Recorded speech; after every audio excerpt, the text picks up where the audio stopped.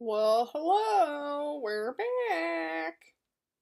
That was quick. I don't know how to, like, reset the chat thing, so it has all the chat from my last stream that I just did, like, a few minutes ago. So, sorry for all of you confused YouTubers. I really don't know how to fix that. Yes, this is the final book, guys. We have made it. Never thought it would happen, but it did. So, this is book 6 in the Enola Holmes series, which is the last book in the Enola Holmes series. Oh, I didn't want to close OBS and open it again, I guess.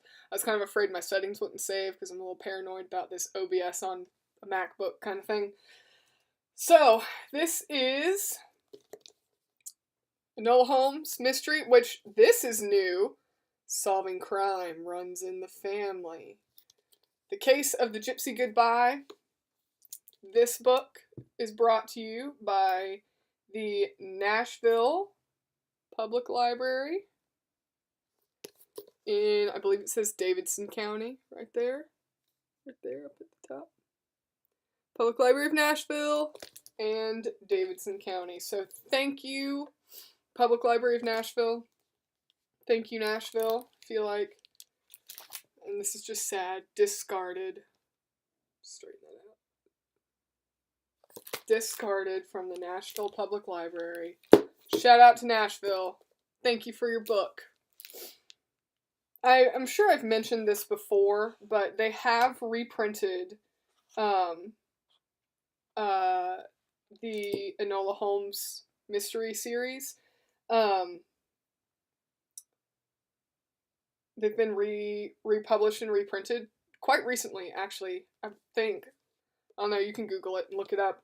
But all of these are the original covers, and so this is what the books look like when I read them. I've actually never read this book, so this is a first for me, so that'll be exciting. And also, I had another thought that I was going to share.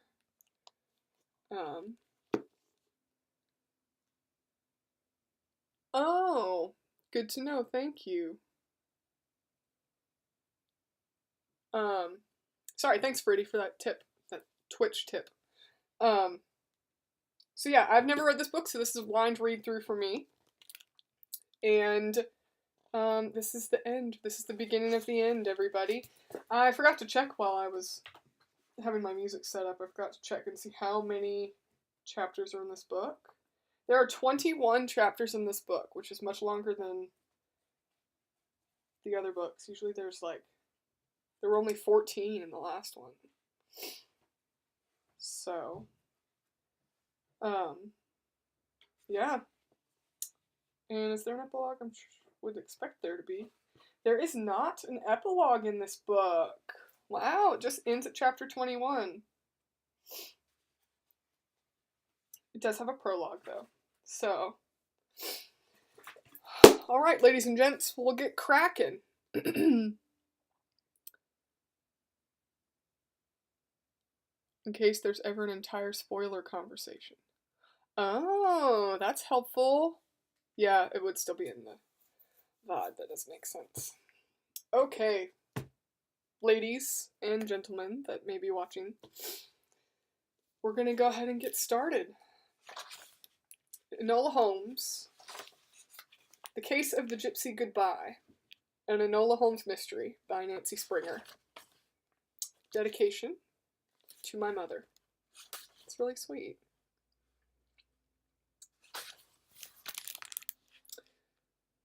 July, 1889. Mr. Sherlock, I'm glad to see you. Oh, excuse me. Messed up right at the beginning.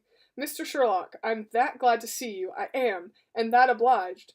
Mrs. Lane, faithful Holmes family servant, who has known the great detective since he was a boy in short pants, cannot keep the quaver out of her voice or the tears out of her dim old eyes. That obliged to you for coming. Nonsense. Shrinking as usual from any display of emotion, Sherlock Holmes studies the dark woodwork of Ferndale Hall. I welcomed the opportunity to visit my ancestral home. Dressed in summertime country attire, beige linen suit, lightweight tan kidskin boots and gloves, deerstalker cap, he lays the gloves and hat on the parlor table, as well as his stick, and proceeds at once to business. Mr. Lane's telegram was rather enigmatic. Pray, what is so odd about this package you hesitate to open? Before she can answer, into the parlor hurries her husband, the white-haired butler, with considerably less than his usual dignity. Mr. Sherlock, how good of you! And much the same prattle must be gone through all over again. Delight to my old eyes, so very kind of you, very warm day, might I presume, sir, to offer you a seat outside? So Sherlock Holmes is hospitably settled on the shady porch where breezes mitigate the heat, and Mrs. Lane is offering iced lemonade and macaroons, before Holmes succeeds in addressing business once more. Lane, he asked the venerable butler, what exactly alarms you and Mrs. Lane about this package you recently received? Well trained by decades of sorting out household disorder, Lane answers methodically. First and foremost, Mr. Sherlock, the way it came in the middle of the night, and we don't know who left it there. For the first time, looking less than bored, the great detective leans forward in his cushioned wicker chair. Left it where? At the kitchen door. We wouldn't have found it till morning if it were not for Reginald. The shaggy collie dog, who is lying flat on his side nearby, raises his blunt head when he hears his name. We've been letting him sleep indoors, explains Mrs. Lane as she settles her amplitude in another chair, being that he's getting along in years, like us. Reginald lays his head down again and thumps his furry tail against the floorboards of the porch. He barked, I suppose? Sherlock Holmes is growing impatient. Oh, he barked like a tiger, he did. Mrs. Lane nods emphatically. But even so, I don't suppose we would have heard him if it were not that I've been sleeping in the library on the Davenport, begging your pardon, Mr. Sherlock, because the stairs plague my knees so. But I was in our proper quarters, says Lane with emphasis, and knew nothing of the matter until Mrs. Lane summoned me with the bell. Leaping at the kitchen door and barking like a lion he was. Presumably, Mrs. Lane refers to the dog.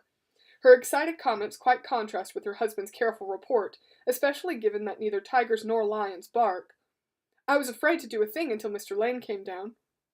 Sherlock Holmes leans back in his chair with his aquiline features resuming their usual expression of disappointment with the folly of humankind. So, when you eventually investigated, you found a parcel, but no sign of the mysterious person or persons who had left it there at... What time was it? Lane answers, 23 of Thursday morning, or thereabouts, Mr. Sherlock. I went and hunted a bit outside, but it was a dark night, cloudy-like, and nothing to be seen.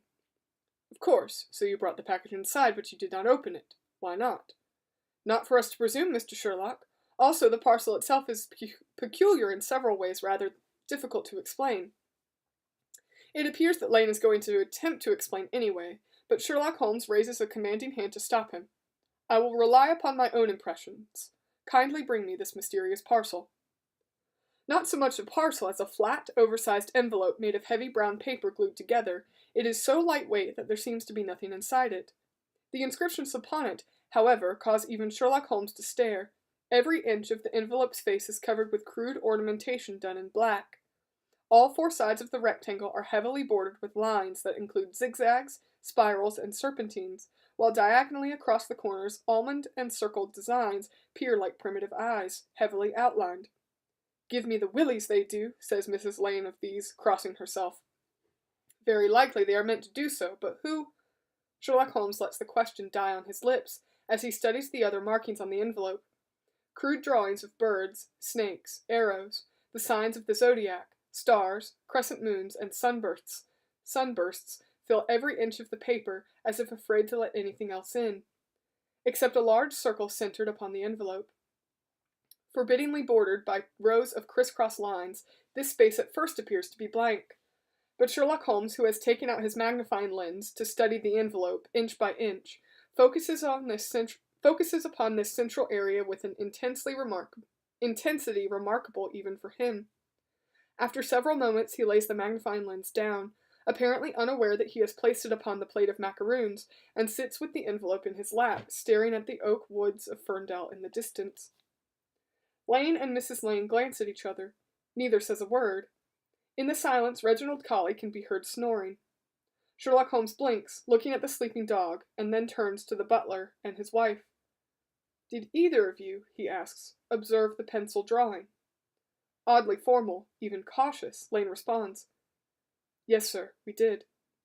My old eyes missed it entirely, says Mrs. Lane as if confessing to a sin. Until Mr. Lane showed it to me in the morning light. It's hard to see on the brown paper. I imagine it was much easier to see before someone put all this crude charcoal elaboration around it. Charcoal? Exclaim both butler and cook. Unmistakably. Upon close inspection one can see the granulation and the smears.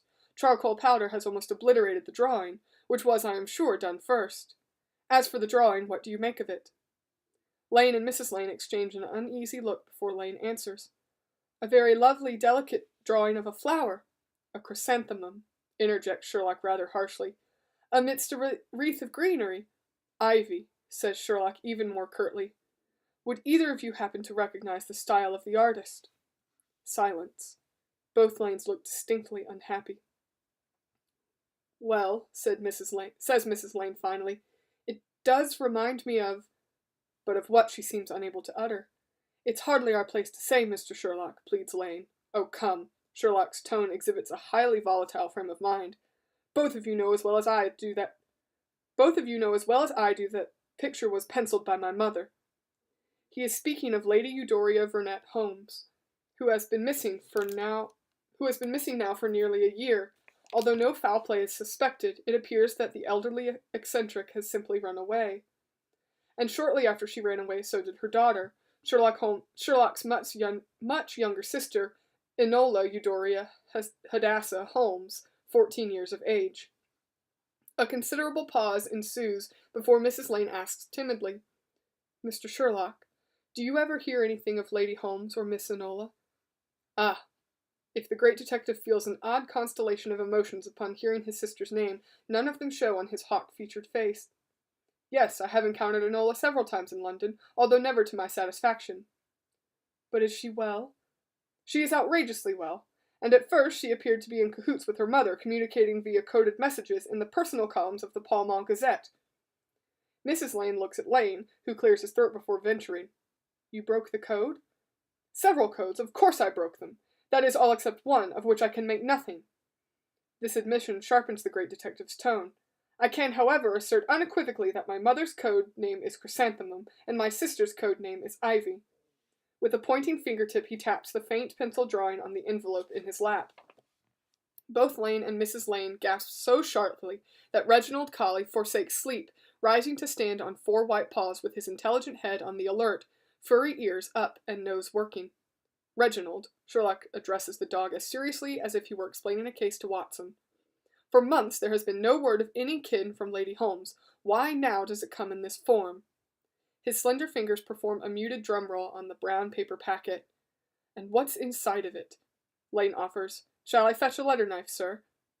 No, I cannot open it. A gentleman would not dream of prying into someone else's mail. Oh, excuse me, that part Sherlock didn't say. He just says, no, I cannot open it. It is intended for Enola. Sherlock Holmes pockets his magnifying lens and arises, on the alert rather like the dog at his side. He is all sleuth-hound, catching a scent. I shall take it back to London with me and deliver it to her. Lane and Mrs. Lane, also on their feet, stare at him. The butler voices their doubt. But, Mr. Sherlock, do you know how to find her? Yes. With a keen glint in his eyes, the detective nearly smiles. Yes, I believe I do. That's the end of the prologue.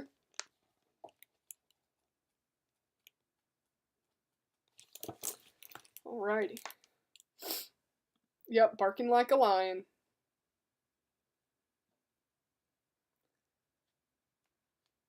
Begin the beginning and go on to the end, and then stop. Book marathon. Thank you. I will be right back. I need to go blow my nose because it's dripping and annoying me.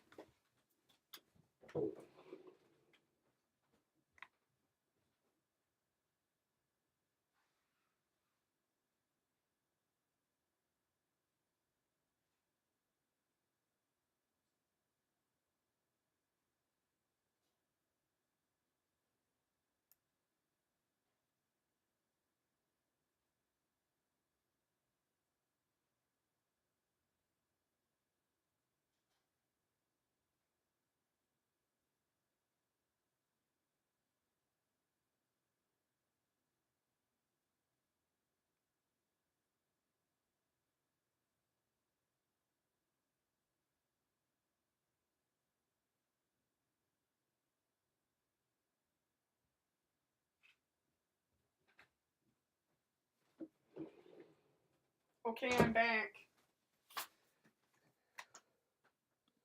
I am back. Sorry, I had to take care of that so you wouldn't be annoyed for the rest of this stream. Alrighty. Thanks, thank you. Such clapping. So much claps.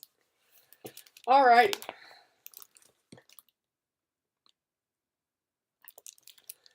Pressing on. Thanks for being here, guys, again. Just thanks for listening, and thanks for watching. If you're watching this on YouTube, thank you for being here. It's great to have you, and I'm just glad that other people enjoyed these books as much as I do. So, just wanted to get that out there before I forgot.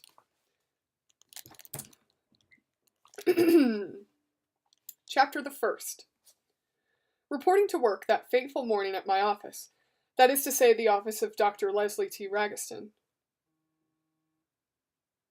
Someone's calling me, but I don't know anybody with that number. Decline. Don't know anybody from there, so they just leave a voicemail. Sorry. Starting, let's try this again. Chapter the 1st. Reporting to work that fateful morning at my office, that is to say, the office of Dr. Leslie T. Ragaston, scientific Purgatorian, my fictitious employer, I wore a perfectly fitted, princess-style dress of mistletoe green fail? It's another word for you guys. Fail? File? With a wide organza collar and matching hat, on my tasteful russet coif, wig, and on the appropriate finger a wedding band. "Good morning, Mrs. Jacobson," cried the boy in buttons as he held the door for me. "Good morning, Jotty," I smiled. Indeed, I beamed. At last, after a month, the simple lad had it straight. Quite a contrast to the first morning I had reported for work in a seamstress-made dress, plum-colored nainsook with filet crochet trimming, and the ring. "From now on you are to address me as Mrs. Jacobson," I had quite firmly explained to Dr. Ragaston's assembled and astonished staff, Mrs. Fitzsimmons, the housekeeper, Mrs. Bailey, the cook, and Jotty. Mrs. John Jacobson. I extended my left hand to display my wedding ring, obtained the night before at a pawn shop.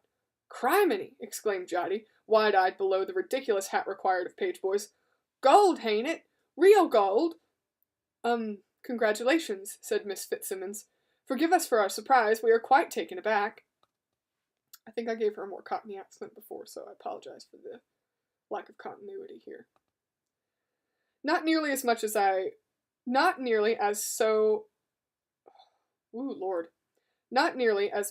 as I was, although of course I could not explain how overnight, because my brother Sherlock had learned too much during the affair of Lord Wimbrel and the cryptic crinoline, I had been obliged to flee the East End, leaving behind all of Ivy Michelle's ready-made clothing, vulgar blonde hair extensions, and cheap baubles, for I knew it would be necessary to change my identity. You have showed none of the usual, symptoms, elaborated Miss Fitzsimmons. Bosh, exploded the much more forthcoming cook, Mrs. Bailey. This here Mr. Jacobson, he lives right along with Dr. Ragiston now, don't he? The other two gasped. This was the first time any of them had dared say such a thing to my face, hinting at the extent of my fictions, the white edifice of lies upon which was built my career. Certainly I ought to have squelched her most firmly, but she delighted and amused me, all puffed up like a hedgehog, so much that I burst into laughter. The three of them gawked at me, as well they might. Truly and bravely put, Mrs. Bailey, I crowed, still smiling, even as I sobered. Now tell me, are you well paid here? Well treated? Is this a good place? I inquired of each of them in turn with a look, brows lifted. Each nodded fervidly, perhaps thinking of the exceedingly generous bonuses I had given out at Christmas time. Well then, I asked, looking particularly at Mrs. Bailey this time, what is my name? I no doubt grateful in afterthought that her outburst had not seen her sacked, she replied, like a conspirator. Sure, and your name is... Blimey, I forget. Mrs. John Jacobson. A commonplace name, so that my fictitious husband need not be the same John Jacobson known to anyone whom I might meet. She actually bobbed me a curtsy. Yes, ma'am, Mrs. Jacobson. Very good. Mrs. Fitzsimmons? My heartiest good wishes, Mrs. Jacobson. Thank you. Not only my appearance had changed, I was allowing myself a more aristocratic accent. Jotty? Just as you say, milady. I sighed. Would the knuckle-headed boy never learned? You must not call me lady. What is my name now? Mrs. Jacobs? Jacobson. Yes, milady, Mrs. Jacobson. Very well. Incidentally, I am no longer Dr. Ragiston's secretary. I am his assistant. Quite so, Mrs. Jacobson, they all agreed to my self-promotion. It will make no difference, really, I admitted. Just go about with your duties as before. Without further ado, they did so. I knew they would gossip with the other servants in the neighborhood. Happily, it was a neighborhood far from either Sherlock or Mycroft, and still more happily, neither of my brothers kept servants. Still, I sighed with a worry that some whisper might attract their unwanted attention. But I worried less as June passed into July, the only remarkable event being that I actually ate well enough at my new lodging so that my face and other parts of my personage rounded out a bit, and I no longer required so much padding. I had taken an expensive room at the Professional Women's Club, where I was a member, and where no men were allowed on the premise under any circumstances. I felt safe there. This circumstance, combined with the change in my appearance, lulled me into a complacence that was soon to be tumbled onto its smug little posterior. Not, however, before an interestingly confluent event commenced. That's the end of chapter 1.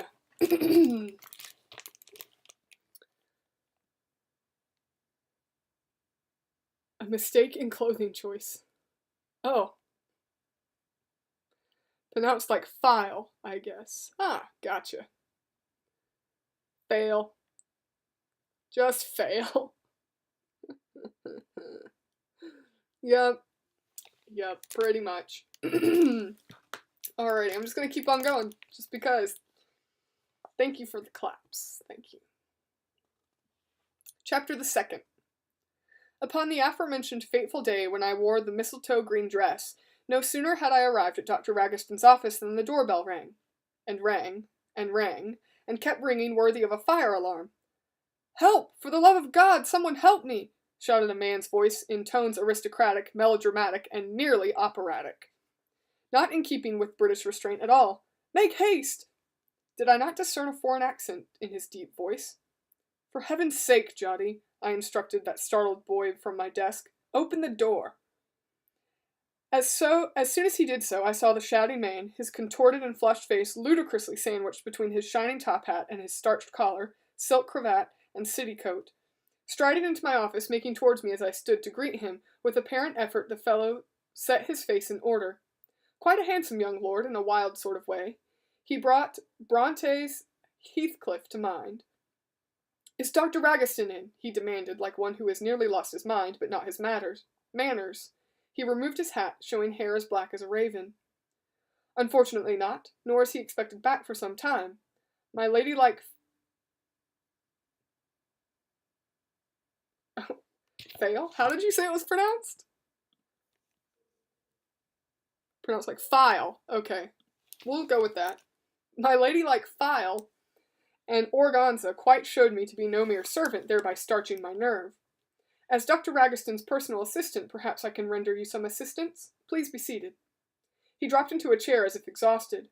Almost miraculously, considering his unusual ineptitude, Jotty appeared with a carafe of ice water and glasses on a tray. I poured, and the man accepted his cold drink, no doubt in order to compose himself as well as to comfort his hoarse throat. Meanwhile, I resumed my place behind my desk. "Your name, please," I requested, pencil and paper at the ready. His eyebrows, black raven wings, stooped. "My wife, who happens to be the third daughter of the Earl of Chipley-on-Wye, has unaccountably vanished in the most peculiar circumstances. The police are nincompoops, and I have no time to waste on any mere folderol. I would much prefer to speak with Dr. Ragaston directly."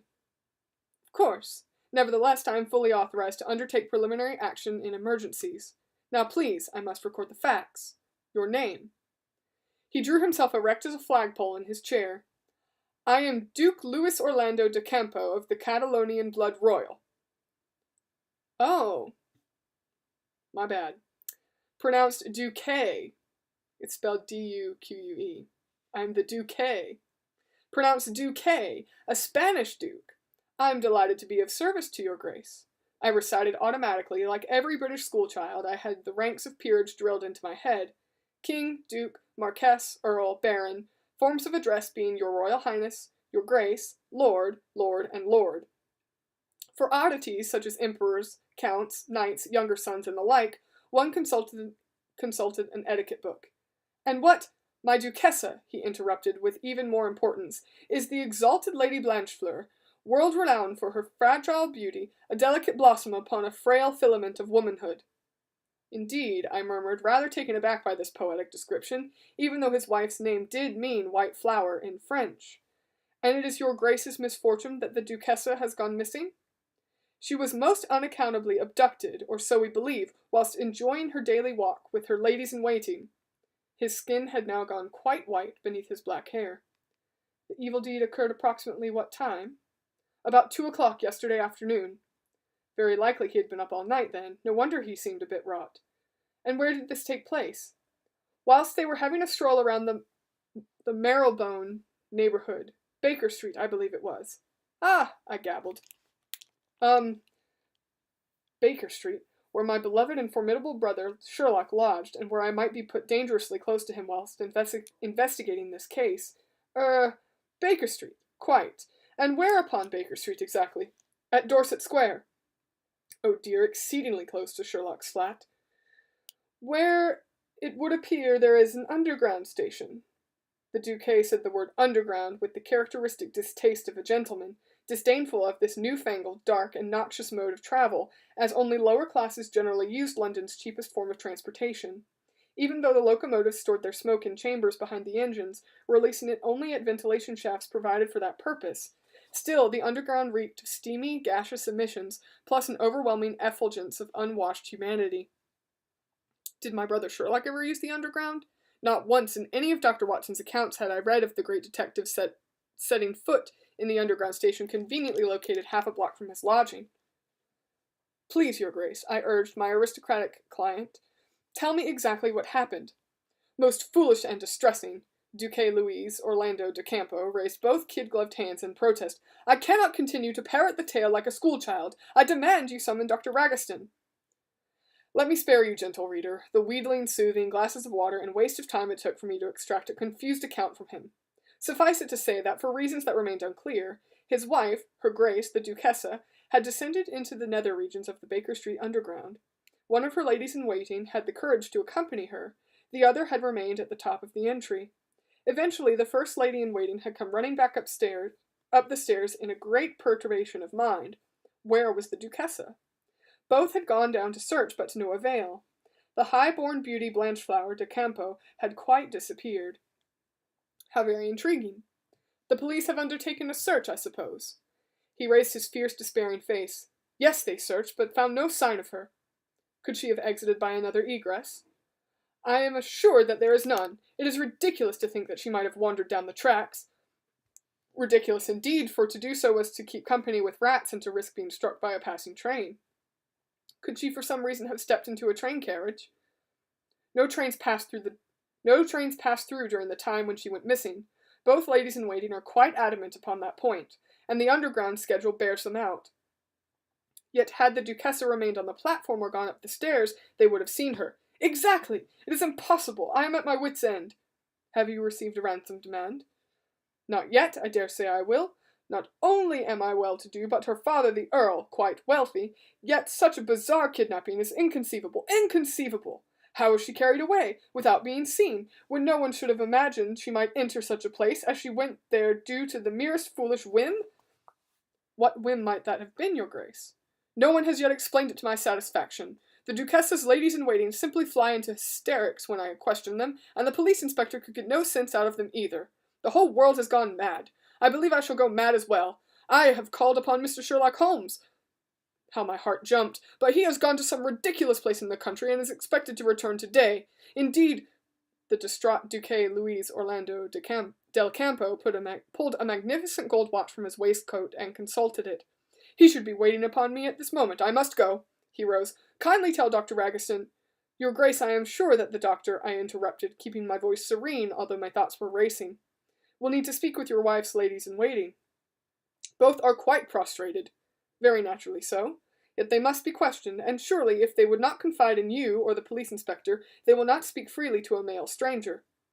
True, quite true, he muttered in a distracted manner, his wild eyes searching the room, then fixing it upon me as if upon a revelation. Perhaps it would be better if you, a woman, were to interrogate them? Would you be willing to do so? Of course, I refrained from congratulating him for so cleverly hitting upon the solution that had been my scheme all along. Your street address, your Grace. It's the end of chapter 2. Inconceivable! I know it. Oh, I'm sorry about your latency, Topi.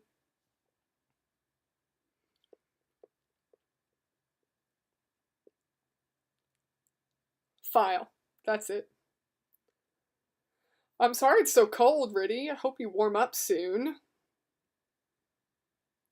Fancy Spanish Duke.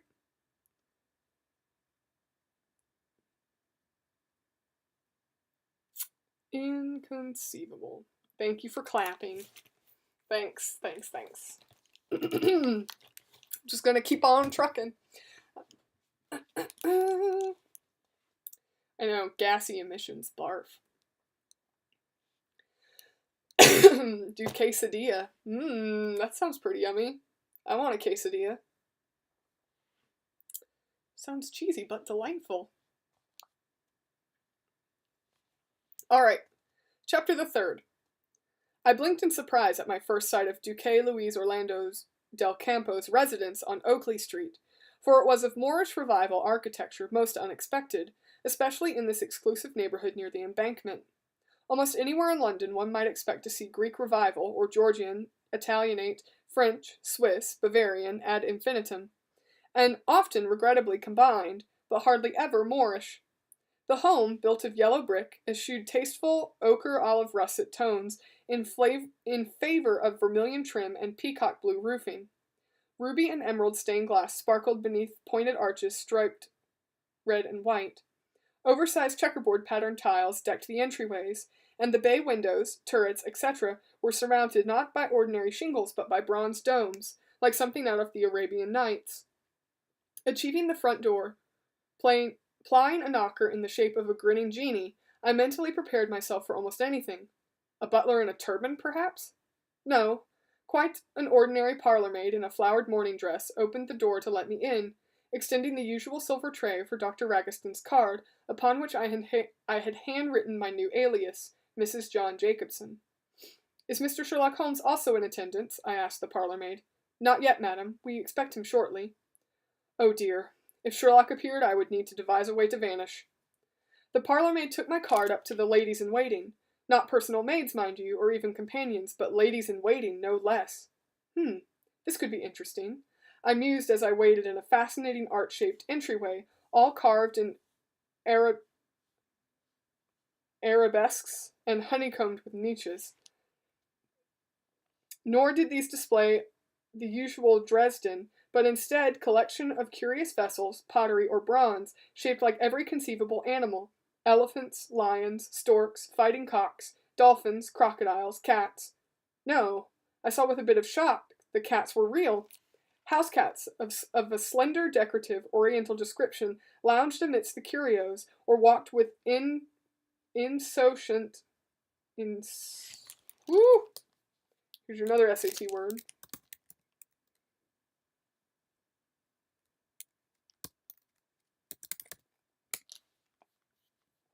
Insouciant, maybe? That's how you pronounce it? I don't know. Balance along the curves of carved wood. The effect was so exotic that altogether, as the parlour-maid reappeared to escort me upstairs, I half expected to be led into a whatever that is. I don't know. The boudoir did not disappoint me. Its walls above ivory-hued wainscoting were surfaced entirely in brilliant, colorful, star-shaped tiles cleverly fitted together. Around the low vaults of the ceiling ran a border of fat, stylized, spotted horses. On one section of the wall hung ivory-framed Persian miniatures. Underfoot lay the most lush and elaborately patterned Turkey carpet, and altogether the effect was gratifyingly foreign. However, the two ladies who received me were unmistakably straight-faced, thin-lipped, pale-eyed, British aristocracy, most likely the younger daughters of viceroys or barons. One of the young ladies was introduced to me as Mary Hambleton, the other as Mary Thorocrumb. The former wore turquoise satin marvelot shot in shades of copper gold, and the latter peach-colored chine pompadour taffeta overlaid with rose mousseline, both elaborate enough to make me feel quite humble in my simple princess-cut fail? I keep saying that wrong. It's not fail. It's pronounced file. Golly, I'm never going to get that right. File. However tasteful. I had to wonder, if this was how the Duchess's ladies-in-waiting dressed at home, then what in the name of riches might Blancheflower herself wear for an outing? I saved this question for later, however, as the two Marys sat down, waving me indifferently to a third chair. Despite their rich attire, they seemed quite poor in spirits, their eyes swollen and red. "This is a dreadfully upsetting time for us," said the turquoise satin Mary, once we had been provided with tea, the maid serving me last, and the exceedingly upright postures of both ladies-in-waiting giving me to know they were being exceptionally gracious in receiving me. "We have already spoken with the police," added the taffeta Mary resentfully. What is it that your, Dr. Ragiston wishes to know?" Playing my part, I opened a little valise I had brought with me, took off my Nanking cotton summer gloves and tossed them in, produced a pad of foolscap paper, and sat with pencil poised. "He wonders first what errand took you and your noble mistress to Marylebone." Marylebone. I'm guessing that's Merrill. This is how it's spelled. And I know it's a place, so it really could file it in your memory. Insouciant. Really? Like soup? Oh, insouciant. Okay, not soup. There's no P. Insouciant. There you go. Here's this word.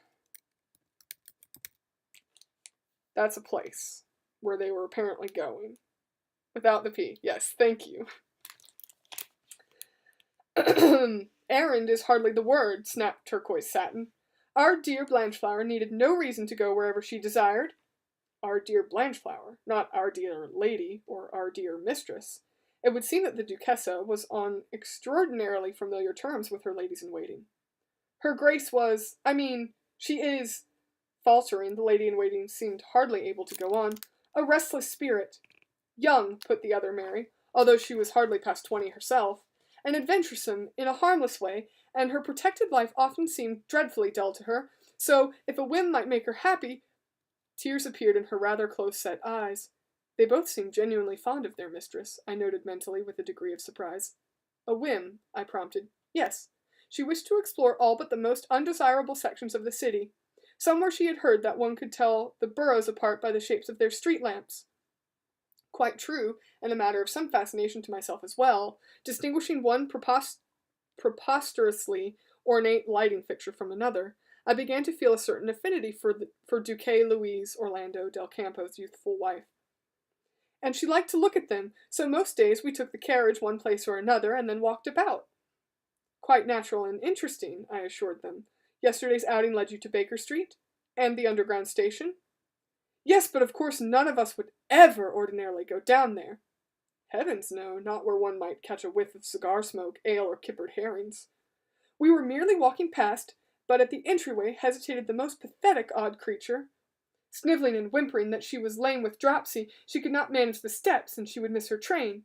I am certain now that she was part of an evil scheme, interrupted the irrepressible turquoise satin. But of course at the time we suspected nothing of the sort, and dearest Blanchefleur. Both at once they directed their gazes past me towards the far wall so pointedly that, turning, I looked along with them at the life-size portrait of an exquisitely lovely young woman, her fair-haired fragile head, especially her sensitive, compassionate eyes, forming the most extraordinary contrast to her rich and heavy red velvet clothing, profusely beaded with gold. Is that she? I exclaimed involuntarily, for after meeting the Duque, somehow I had imagined his wife would be his exotic and tempestuous equal, even though I knew her to be the daughter of a British earl and his French wife. Yes, that is our dear mistress, and it scarcely does her justice, said Taffeta in greatly altered tones, soft to the point of adoration. Hers is the face of an angel, and the heart of a sweet, melancholy child. A kinder, gentler soul never was, interrupted Satin, a more patient, saintly lamb. And much to my discomfiture, that haughty young woman began to weep. Now, there, said the other one to her. How were we to know, and how could we have prevented it? Turning to me, she explained. We feel to blame, yet it all happened so quickly and so naturally. That toothless old crone with bristles on her chin, choked Satin between sobs, cried out straight to our mistress, Taffeta went on, trying to imitate a Cockney accent. Oh, your blessed sweet Madonna come down to earth. You'll help a lame woman, won't yer now? Them steep stairs, was I to fall, 'twould be the end of me, but I can just tell looking into your angel face. Enough, ordered the other one in strangled tones. I don't remember any more anyway, retorted Mary in Taffeta, for by that time, dear impulsive Blanchefleur was already helping the old beggar down the steps, and we lost sight of her. Although the ladies-in-waiting did not say so, I am sure they had stood dumbfounded on the pavement.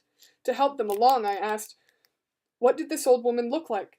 Like a toad in the most hideous old splayed straw bonnet you can imagine, snapped Satin, recovering from her tears. I told Mary, you go in after Blanchefleur, and I'll stay here to watch in case you miss her somehow. I am sure there had been some wrangling on that point also, which we did not discuss. Perhaps a few moments had passed before one of the maids-in-waiting had ventured down the stairs, whilst the other one had waited above. And I searched and searched amongst the most disreputable and wretched loiterers up and down the tracks to the full length of the platform, but she simply wasn't there. I even looked into a broom closet beneath the metal stairs, which for my part I can swear she never ascended, snapped the other. So you must have missed her somehow. But I looked everywhere. And the old woman, I asked before they could start quarreling. Gone as if she had never existed. Quite vanished, like our darling Blanchefleur. That's the end of chapter 3. Man, these girls are so annoying. Marylebone. Really? Marylebone. I guess that the Y is pretty much silent. People from there say Mary LeBone.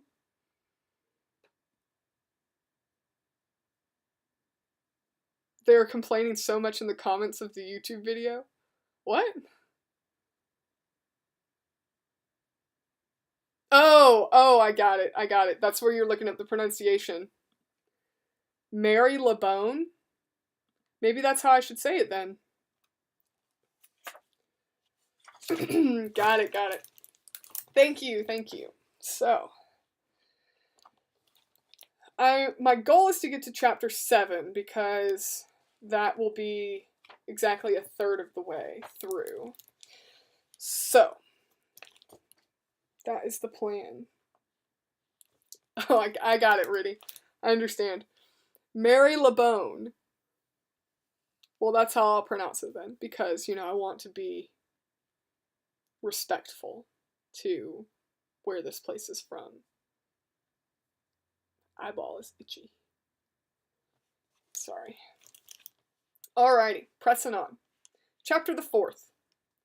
In the face of their distress, it seemed heartless to remain any longer. Putting away my notes, I had just stood up to take my leave when my ears caught the sound of a voice raised in ire downstairs. Headlines in every newspaper: High Society Beauty abducted. Shocking disappearance of Earl's daughter. Castilian noble's bride kidnapped. An unmistakable voice. My brother Sherlock. Yet you say you have received nothing in the Morning Post? The reply, whilst inaudible, was evidently negative. My fear is that all of the hullabaloo in the press may have frightened them off. Sherlock certainly did sound rot, and until we receive a ransom demand, there is very little we can do. I felt surprised to hear him say so, for I certainly had thought of things to do, but until he left the house I needed to remain hidden in the boudoir.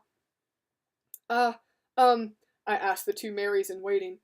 Could you describe to me her Grace's attire on that fateful outing when you last saw her? They were pleased to do so in considerable detail. Oh, she wore her new walking gown from Redfern, with the very latest Parisian sleeves. Bouffant, explained the other Mary condescendingly, as if I might not realize. As fullness disappeared from the rear of a female attire, the most ludicrous puffery was swelling the shoulder and upper sleeve. It seemed that there must always be a bulge somewhere. In moire silk, moire, M-O-I-R-E is how it's spelled. All the colors of a pigeon's throat, with a box-pleated front and a wide belt appliqued in white beading with truly stunning Art Nouveau design. Art Nouveau? Perhaps my face looked blank, for she then cried, Wait a moment, I think we have a photograph. I observed as both of them searched dresser drawers packed with exquisite unmentionables. One stack of crisply pressed handkerchiefs fell to the carpet. I picked it up, admiring its luxuriant Venetian lace edging and its closely embroidered scarlet monogram, couched in gold, DDC, with the just side note, the middle D is not capitalized. Duchessa del Campo? I guessed, handing the handkerchief to Taffeta Mary. Quite so. Where is that photograph? Complained Satin. As I luckily happened to be on my feet whilst they searched, I took the liberty of idly wandering the room, observing its many luxuries. An exquisite fernery, well-filled bookshelves fronted with enormous exotic vases displaying peacock feathers as if they were flowers, the most delightful inlaid rosewood writing desk. Upon the writing desk lay a half-finished letter, written with blue ink on paper of excellent quality, displaying the DDC monogram. This letter interested me exceedingly, although I took care to appear aimless as I ambled that way. I deduce a great deal about a person by his or her handwriting, and Blanchefleur's handwriting appeared extraordinary for its modesty, with no flourishes, each letter simply and carefully formed. Indeed, only its small size saved it from looking childlike.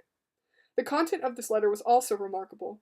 I should perhaps explain that I am capable of reading and fully understanding a page at a glance, perhaps because when I was a child I undertook to read the entire Encyclopaedia Britannica, and so became very practiced and quite speedy.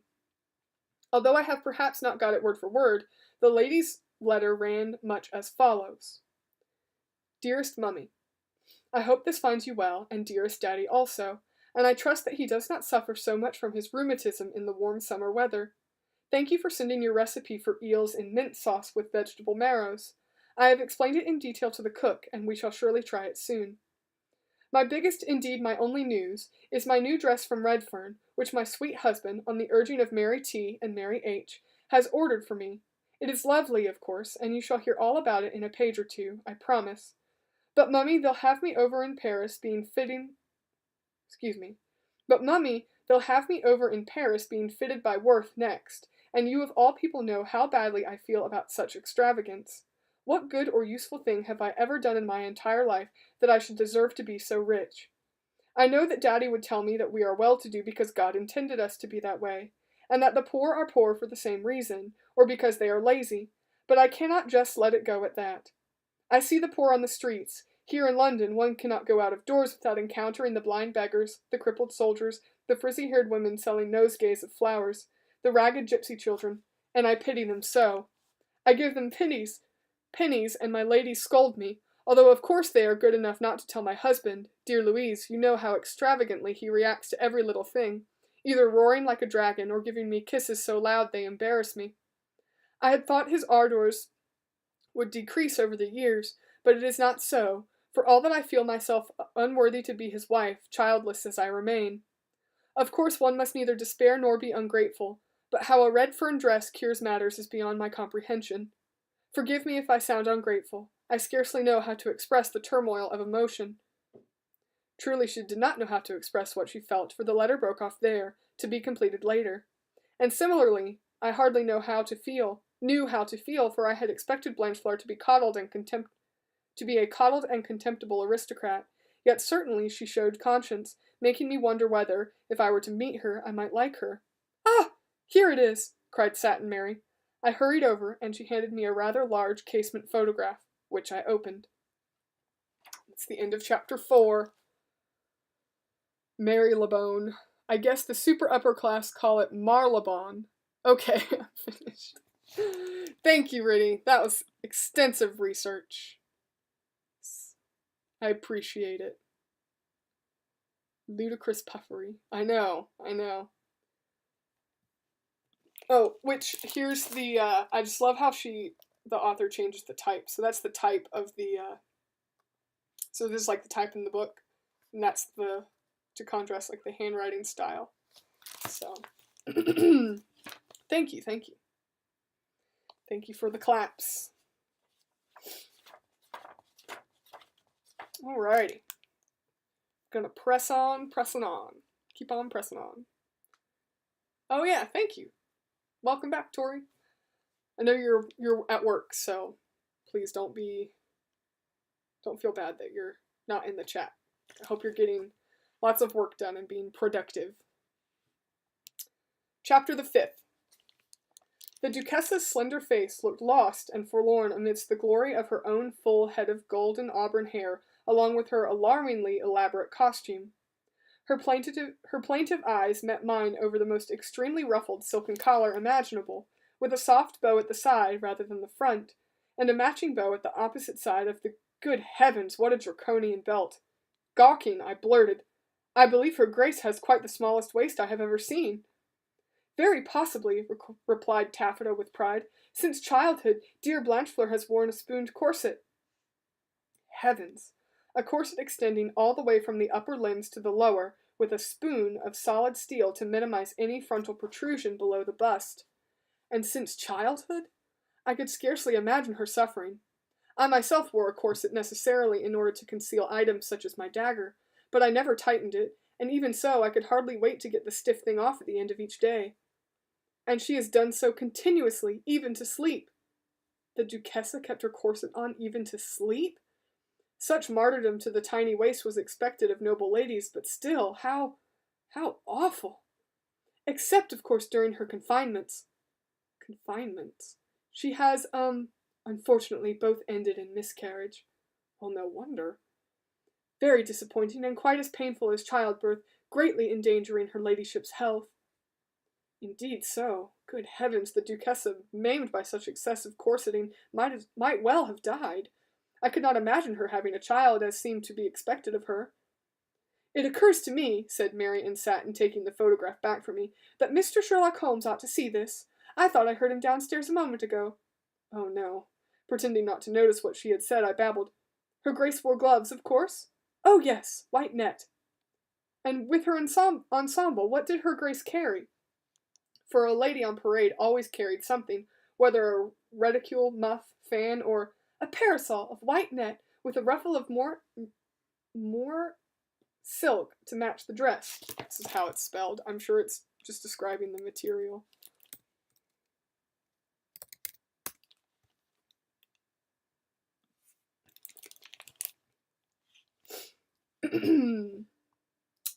Taffeta replied, and in her other hand a handkerchief. This surprised me slightly. Handkerchiefs were usually carried by unmarried young women, held by the center, letting the corners form a fan-like expansion. Letting the corners form a fan-like expansion, the more readily to be dropped if a desirable male hove near. Blanchefleur needed it, added Satin in answer to my unspoken question, in order to apply it occasionally to her nose, as she had a slight case of asthma. I mean. Her tone had grown quite stiffly starched. She was upset with herself and offended with me. I will see you out. Thus abruptly the interview was over. But why did she not summon a maid to remove me? Come along. She swept towards the boudoir door with the casement photograph still clutched in her arms. Oh, my unlucky star, she wished to show the confounded thing to Mr. Sherlock Holmes. Herself. Indeed, she could not wait. Ye gods, what was I to do? As I followed the haughty lady-in-waiting towards the stairs, my mind darted like a rat in a trap, for the consequences could be most severe if Sherlock were to notice me. Even as I tried to assure myself that he would not recognize me in my stylish and womanly gown and hat, still he might ask who I was, and if he were told I was Dr. Ragiston's assistant. No, it would not do. This situation simply could not be allowed. He must remain unaware of my existence, and as we reached the turning stairs, I saw with plummeting heart that there, in the middle of the arched entryway, stood the unmistakable tall form of my brother, taking leave of Duque Luis Orlando del Campo himself, no less. Do hope you will be able to shed some light on the dreadful darkness fallen upon my family.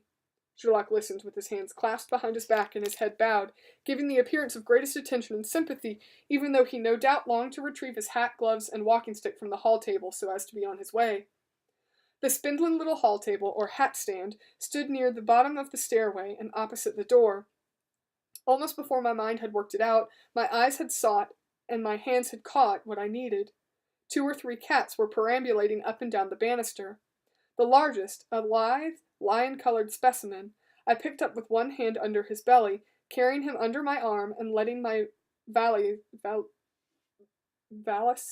dangle from 2 fingers, meanwhile patting his rather serpentine head with my other hand so that he should make no outcry. Yet. The Satin Mary, rustling ahead of me at great rate, intent on Sherlock Holmes, saw nothing of this, nor did she or anyone else see me loft the cat as we reached the ground floor. Although kind to animals as a rule, I must admit that I lifted the poor kitty briefly by his tail in order to induce maximum indignation upon his part, as I swung him and flung him, with, dare I say so myself, admirable accuracy, onto the hat stand. The diversion succeeded beyond my wildest hopes. Not only did the unfortunate feline screech like a dairymaid who has just been kicked by a cow, but as he landed, his claws slipped and scratched upon the waxed wood. He knocked my brother's top hat, gloves, and stick to the floor, and the table itself fell over. Or at least I heard quite a crash, as all backs turned to me, and I slipped out the door. I heard someone, probably the Duque, roar, "Abominable felines!" and something about how they were always and forever breaking things. But I can report no more. It is my misfortune that I can never fully enjoy such scenes as the above, as I am generally fleeing whilst they occur. But one must not complain. Once away from the house and around the first street corner, I felt comfortably sure that neither my brother nor anyone else was particularly thinking about me. Concerning the fate of the young Duchessa, however, I felt not nearly so uncomfortable, knowing that she had gone missing underground. Very few of the upper, or indeed the middle classes, realized to what extent London was really 2 cities, the one above and the one below. Early on there had been many rivers flowing into the Thames. Covered over as the city grew, they had served as sewers until the great cholera epidemic, after which a new sewer system had been put in to carry waste out towards the ocean. Yet the old rivers remained, and then the underground railway had been put in, all of which required tunnels for workmen too. The wonder was that the city could stand upon such a Swiss cheese of undermining. Surely in such a muddle there must be passageways that villains could use in order to kidnap a wealthy lady for ransom. I needed to investigate the Baker Street Underground Station. That's the end of chapter 5. Enjoy the scene already. Yup. Mar. Silk fabric that has been subjected to heat and pressure rollers after weaving to give it a rippled appearance. Sought and caught hype. I know. I would have enjoyed the scene, I gotta say, I mean, that would be really entertaining. But I'm not a huge cat fan, so it doesn't bother me to hear a cat screaming, being thrown across the room. I mean, cats always land on their feet, so, And Enola is always kind to animals, so she would only do it if it was absolutely necessary. Alright, we're going to do 2 more chapters, folks, and then I'm probably going to call it. Just because I like to do these in 3 parts, and I think doing 7, 7, and 7 is more... I'm just making sure there's 20... Yeah, no, there really are 21 chapters and no epilogue, which is so rare because all the other books have an epilogue. But... Alright, chapter the 6th. I took the underground thither, of course, so whilst the great detective was perhaps still on the doorstep of the Duquesne's Moorish townhouse, hailing a cab, I was already at Baker Street Station, where I left my valise in the care of the station master until I should call back for it. One of the older stations with only a single stairway, the Baker Street Underground consisted mainly of metal and murkiness, the flickering gas fixtures of its vaulted rafters unable to disperse the gloom.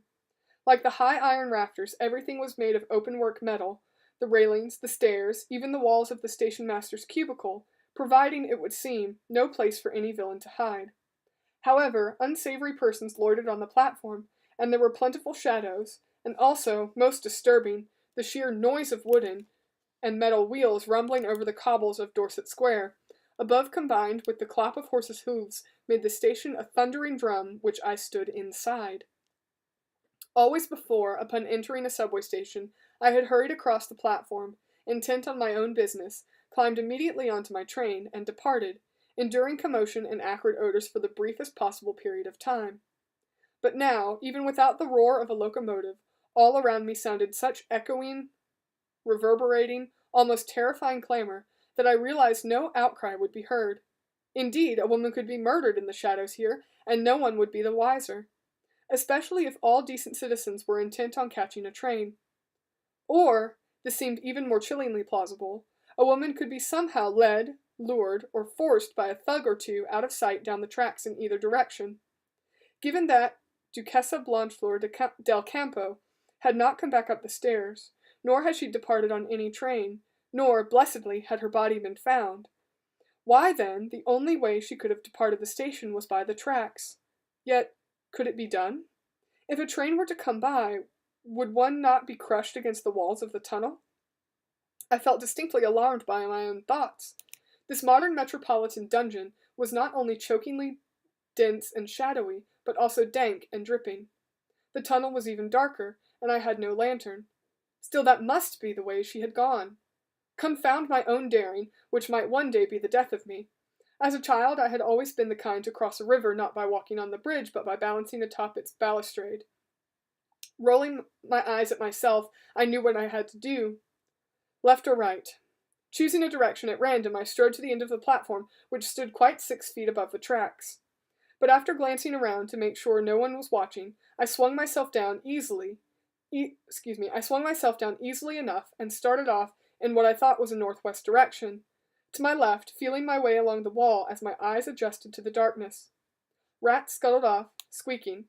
This I had expected, along with the cockroaches, the rubbish, and the stench and dank dripping down from the cracks in the roof and walls. What I had not expected was to find a ragged man rooting in the trash. Such was the gloom that I was nearly upon him before I noticed him, for his filth blended with that of his surroundings. And I had no time to prepare a greeting, monetary or otherwise, for he noticed me at the same time, and turned upon me with a bellow of rage. "What you doing here?" Well might he ask, considering that laundered and starched ladies did not generally roam the tracks. Appropriate dress is just as important to the lower classes as it is to the upper ones. "The likes of you don't belong here. This here's my stake, see?" Already retreating, I did see. He was a tosher, lowest of the low among the worthy poor. I had seen them emerge from sewers, redolent of underground creatures, rotten fish, rubbish and offal and waste and slime of all kinds for the sake of finds, such as wood, metal, coins, or occasionally, eureka, a dead body that could be looted of its cash and clothing. For the sort of people who do murder knew their way around the underside of London too. "You keep out of it," he bellowed after me as if himself contemplating homicide. With no reason to think he might be hiding Lady Blanchfield behind his grimy back, I meekly obliged, vanishing down the track, making my way back to the Baker Street Station platform. There I took a deep breath, considered a foray in the opposite direction, to the south and east. One can but try, faint heart ne'er won fair lady, etc. But common sense prevailed. I had found out what I wanted to know, namely, that people survived the tunnels without being crushed by trains, as evidenced by the presence of the tosher. I needed shabby clothing, a lantern, a large stick, and a cockney attitude before I again attempted to explore these underground passages in hopes of hypothesizing where the Duchessa might have been taken. With my heart still thumping from the encounter with the hostile troll of the tracks, I reclaimed my valise from the station master, then fled upstairs, glad to reach the light and air, comparatively speaking, of Dorset Square, through the middle of which ran Baker Street. Beer wagons and bread wagons, water carriers, pony carts, barouches, and broughams passed in constant, necessarily slow procession. An omnibus trundled by, advertising the inevitable Nestle milk. Many and various people also traversed the cobbles of the square. A fish porter with a basket of fresh pollock on his head, a bill sticker carrying his long brush and bucket of paste, with a roll of advertisements under his arm, a ginger cake seller, promenading ladies, businessmen in top hats, laughing children, including some rather well-grown girls, swinging from a rope they had tied to the top of a lamp-post, and a hokey-pokey, that is to say ice cream, vendor, who had set up his churn and folding table in the midst of everything, crying, "Hokey-pokey, penny a lump, that's the stuff to make you jump." Ha! The tosher had made me jump quite enough. Still I wanted, indeed I considered that I deserved, some ice cream, and strode in that direction. But suddenly and squarely in my way stood an old gypsy woman almost as tall as I. How annoying. Gypsy women in this city were beggars, wheedling for pennies whilst on their arms and ears and around their necks over their low-cut, bright-colored blouses they wore a weighty fortune in gold, solid gold beads and chains and bangles, all their worldly wealth on their bodies, at all times, gleaming against their rough brown skin. And all over their garish garments are sewed circular tin and copper amulets that flash and dangle, magical talismans etched with depictions of birds, snakes, arrows, stars, sunbursts, crescent moons, and great staring eyes. I think it was because of the strong superstition that they carried with them the evil eye, the gypsy curse, that no one tried to steal their gold. The gypsy woman was dressed like others, but instead of the usual whining plea, she addressed me in a deep, husky voice. "Child," she said, "I see a dagger riding in your bosom, and a raven on your shoulder." She astounded me so much that I stopped short, for there was, as always, a dagger sheathed in the busk of my corset, and no earthly way she could have known this. Speechless, I stared at her standing there, arrow straight and lance strong yet hollow-cheeked, with grey hair as long and coarse as a moorland horse's tail trailing down her shoulders. Only later, on reflection, did I wonder whether she spoke of the dagger as an intangible quality, like the raven, ominous yet wise. Certainly no corporal raven rode on my shoulder. In the same low, quiet way she said, "You are in danger, cloaked in shadow, my child." True enough, but there was no way she should have known it, nor was there any reason for her to call me child when I was dressed as a woman grown. My astonishment gave voice to irritation. "For all I know, you're the danger. What do you want?" "I want to see the palm of your hand, child. And you want me to cross yours with silver, I dare say." "No, give me nothing. It is only that something about you I recognize." Simultaneously, weirdly so, I recognized something about her. Rather, something that she wore. Amidst the many circular amulets hanging all over her clothing, one stood out, for it was not crafted of copper or tin, but rather of wood. A thin circle of wood, and it was not molded, but painted with a yellow design. To the casual glance of a stranger it might look like a sunburst, but to me it was unmistakably a chrysanthemum blossom. Rendered in brushstrokes, I knew the way one knows one's own handwriting without reasoning. Instantly, I confess, I forgot all thoughts of the unfortunate Duchessa, along with my manners. Without a word of explanation, I lunged and grasped this talisman. The gypsy woman wore it on the neck of her blouse, partly hidden by her hair, and her many gold chains, and even though I had laid hands upon her without so much as a by your leave, she made no effort to prevent me, but stood like an iron signpost. The wooden circlet, it appeared to be a section sawed from a branch, or the trunk of a sapling, was sewed to the cloth through a single hole drilled at the top.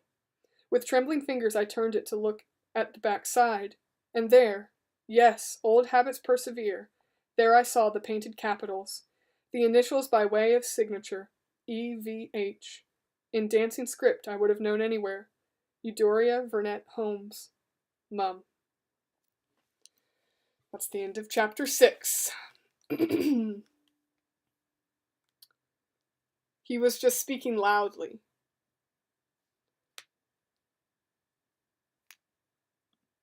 Yes, he was just speaking loudly. That was he was crying, hokey pokey, penny a lump, that's the stuff to make you jump. He was like saying it loudly. Sorry for the confusion. Alrighty. This next chapter will be the last one. Chapter the 7th. Dumbfounded, almost beyond speaking, I whispered, "My mother painted this." Although I spoke not so much to her as to the heavenly spheres in the firmament, the gypsy woman gasped, as much astounded as she had at first astounded me. "Your mother?" Her voice summoned me back to a semblance of civilized behavior. I let go of the wooden amulet and stood straight to meet her eyes, which shone almost amber, like a cat's. "Yes, my mother painted that. There can be no mistake." And why, after all, should I be surprised when I knew quite well that for the past year Mum had been wandering with the gypsies, Mum who hardly knew how to live without a paintbrush in her hand. But the tall gypsy woman reacted with reverence, as if the noisy street were a hushed cathedral. Pulling a bright scarf up to wind it around the crown of her hair, she then placed her hands palm to palm, lowered her head to me, and said, "Blessings upon thee, O daughter of Mary of Flowers." Such veneration, to which I was utterly unaccustomed, flustered me so badly I could not at first speak. "Thank you," I said finally, "but my mother's name is not Mary." "She's a Mary to us, just the same." The strong old woman raised her eyes to fix me with the gaze of a seeress, and spoke on in her low and softly rasping voice. "Long ago there were Mary of Magdala, Mary of Bethany, Black Mary, and Mary of Nazareth, who gave virgin birth. In our caravans we carry icons for them, but now has come a woman who speaks not our language, yet travels with us, who saves us again and again from the wrath of police and gamekeepers, who makes the old icons new, who paints for us flowers for joy, flowers for sorrow, flowers for luck, so that we go where we wish and eat the fat fish and bow our heads to her and call her our Mary of Flowers." "She is my mother," I repeated, "and I would like to find her, please. Where is she?" "Where is she? Where is the arrow shot into the sky? Where is the treasure buried? Where does the owl fly in the moonless night? We are gypsies, child. We meet, we greet, we go again, wherever the wind blows." She said these things not as if to make folly of my question, but more as a litany. Yet I sensed evasion, something she was not telling me. I tried again. "With what caravan does she travel?" "With the caravan of many beautiful horses, child, black starred with white. May I see your hand now? Often I have held your mother's hand, studied the lines of her palm, and told her fortune for no reason except that I revere her. There will be no crossing of my palm with silver. May I read your hand?" Let the gentle reader please be assured that I took palmistry no more seriously than I did the making of wishes whilst blowing out birthday candles.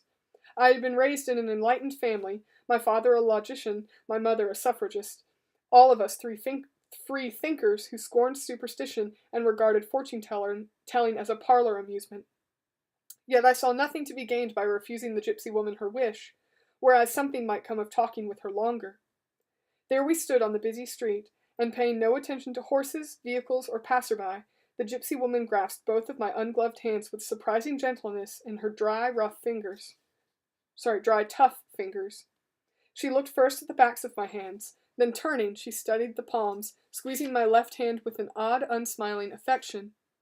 "It might as well be your mother's all over again," she remarked, "except that it has a longer, deeper, and less divided line of the heart." She gave my left hand back to me. "That one belongs to the past and the family. It is the right hand that shows one's true self, both fate and deeds." "Even if one is left-handed?" Like my parents, I question everything, but also I remembered Cecily, the left-handed lady who became a slave to society's expectations when she was forced to use her right hand. Fleetingly, the gypsy grimaced. "Such a question could come only from your mother's daughter. Are you left-handed?" "No." "Then why ask? Hush, child, and let me see." She studied the palm of my right hand with such fixed intensity that time seemed to recede along with the clamor of the city and the passing of traffic in the square. When she began to trace the features of my palm with the feather-light touch of a fingertip, I felt her touch reverberate through my personage to my deepest being. I stood without moving because I chose to do so, but also as if in some sort of trance. She said in the rhythmic tones of a mesmerist, "Your line of destiny begins with a star on the mound of Saturn, and runs strongly into your line of life. The wedding ring on your left hand tells a lie. In truth, you are alone. You have been alone even in your childhood days, and you are fated to be alone all your life, unless you act to defy your fate." I felt the truth of the words settle heavily like a brick in my bosom, yet I merely nodded. "What else?" "Your heart line, again on this hand long and strong. You have a deeply loving nature, yet no lover. You address this problem by loving humankind. You try to help, to serve, to do good in whatever way you can." Her manner was so matter-of-fact that no blushes were necessary. Again I merely nodded. She went on. "Your hand is slender and sensitive, of an artistic nature, and your sun line shows great intelligence and intuition. It begins with a star on the mound of Apollo. One star on a hand is rare. 2 stars, never before have I seen this, not even on your mother's palm." Instantly I had but one thought. Where is my mother? Your hand cannot tell me that. But you can? I can speak only for the Mary of Magdala, the Mary of Bethany, the Black Mary. Your mother is where your mother is fated to be. You, Enola, must beware of following her. Follow your own stars. That is all I have to say to you. Now I go. And there I stood for a moment like a statue, with my right hand extended until I blinked as if awakening and looked around me. I had not told the gypsy woman my name. How had she known my name? Where was she? I scanned Dorset Square, and although my glance once more encountered the hokey-pokey man, with nary a thought of ice cream this time, the girl swinging from the lamp-post, and all the rest of it, I could not see the tall gypsy woman anywhere. Where had she gone? Her disappearance seemed almost supernatural. Nonsense, I told myself. She could have concealed herself in the public lavatory, for at Dorset Square stood one of London's monuments to hygiene, featuring iron columns, carved Grecian figures, and a clock tower. Or she could have gone into the underground, or she could have taken a cab, for directly in front of the underground station was a cab stand, of course. But this escape route seemed less likely. Because of the fine summertime weather, open-fronted hansom cabs were plentiful, and four-wheeled growlers, the sort of cab one could hide in, rather lacking. To hide, however, was quite what I wanted, suddenly realizing how badly my dress and person were stained and grimed by my venture into the tunnel, and even more so how disheveled were my thoughts and emotions. Hurrying back downstairs into the dim underground, I took the first train, and by a circuitous route made my way to the Professional Women's Club. I needed to calm myself and think. That's the end of chapter 7. Alrighty.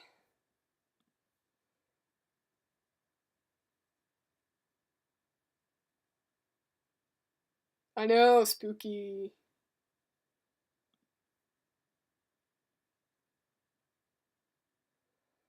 Alrighty. Well, thanks for being here, guys. I know, spooky, spooky. So, that is part 1. We've got about 2 parts left, so we're pretty much exactly a third of the way through the book. So, I'm hoping, I don't know, I'll probably finish this book sometime this month. That's my goal. That's the goal for the month. Yeah, thank you guys for being here. Of course, I'm happy to stream and read, and it's nice to have an audience to read to. So hopefully soon-ish I'll be finishing this book.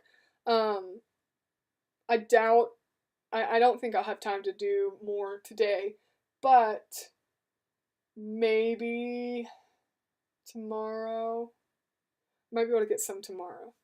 We'll see, fingers crossed. Yeah, but thank you for being here, guys. I hope you guys have a great rest of your day and enjoy this. We're getting kind of a little bit of a warm spell of weather, so I hope that you guys stay warm if you're out in the cold.